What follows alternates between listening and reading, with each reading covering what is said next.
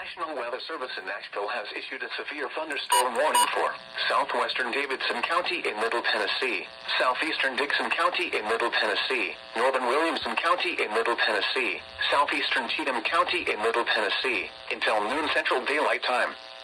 At 11:09 a.m. Central Daylight Time, a severe thunderstorm was located near Dixon, moving east at 40 miles per hour. Hazard, 60 miles per hour wind gusts. Source, radar indicated. Impact, expects damage to roofs, siding, and trees.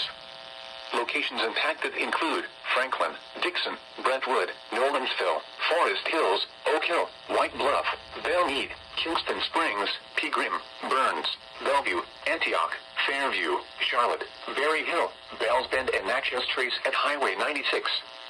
This includes the following highways: Interstate 40 between mile markers 170 and 206, in between mile markers 209 and 214.